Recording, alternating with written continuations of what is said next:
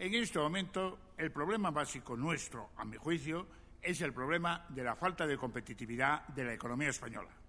Cuando se cogen los datos de qué manera y qué le ocurrió a la economía española a partir del año 2004. ¿Y por qué tiene que ser a partir del año 2004? Porque hay un cambio fundamental en la política económica española que se manifiesta de una manera. Un incremento gigantesco en el déficit comercial y, a continuación, con todos nuestros déficits exteriores. Como consecuencia de esto, pasamos a tener un doble problema. El doble problema de el sector público es un elemento que ha pasado a ser, desde el año 2009, crecientemente desestabilizador para el conjunto de la economía española, y, al mismo tiempo, que no ha sabido resolver ese sector público con un gasto público adecuado, con una política económica adecuada, etcétera, el tema de la competitividad.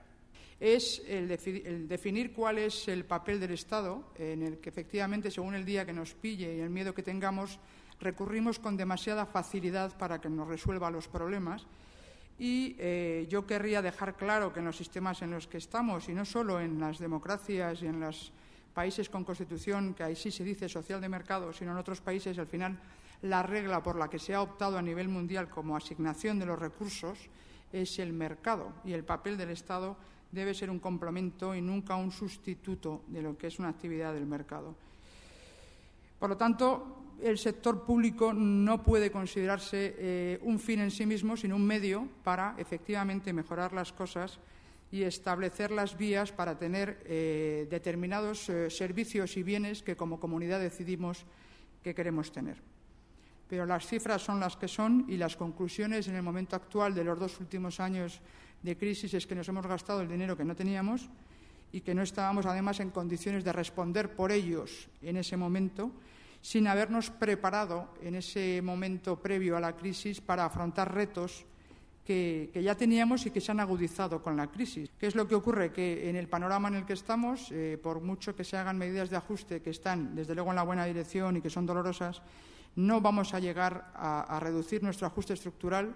Hay distintas estimaciones, pero efectivamente en el 2013 nos podemos situar en un 6% de déficit, siendo un escenario bastante optimista. Creo que recuperar la credibilidad requiere recuperar 3 crisis, solucionar una crisis financiera, y se ha dicho antes, hay que recapitalizar el sistema financiero.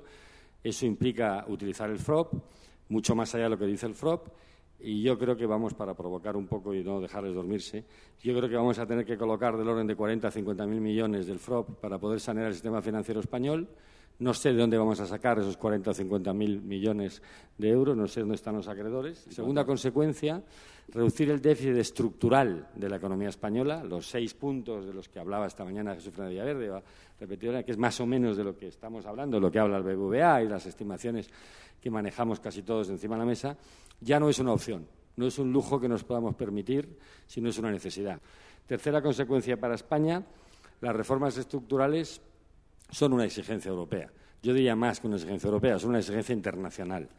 Nuestros acreedores lo que nos piden en última instancia es que demostremos capacidad de crecimiento.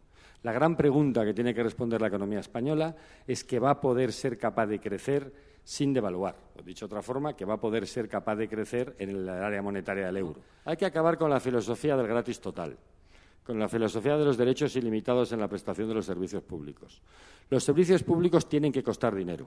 Otra cosa es que el coste del servicio esté adaptado a la capacidad de pago del individuo en cuestión, pero tienen que costar dinero. Y por lo tanto, hay esperanza, se pueden hacer cosas, se pueden reducir los gastos públicos, se puede reducir también el ingreso público, que es muy importante, porque el ingreso es tributación fundamentalmente, y si no reducimos la tributación, simplemente el incentivo al trabajo, a la inversión, nunca va a ser lo suficientemente rentable. Muy importante porque todas estas reformas en Suecia han sido hechas bajo una premisa absoluta: mantener la solidaridad social. O sea, es que no habría pasado ninguna reforma si alguien hubiese podido probar que esa reforma favorece a los ricos, a los privilegiados, como quiera llamarse. Cada reforma ha pasado por el sedazo de probar que le da más libertad y mejor sistema a todo el mundo, especialmente a los que no tienen recursos. Y eso porque es un país verdaderamente socialdemócrata, con un alma de justicia social que jamás habría permitido otra cosa. Y por ello que las reformas también deben asegurar el igual acceso a los servicios públicos que hemos desarrollado de esta manera.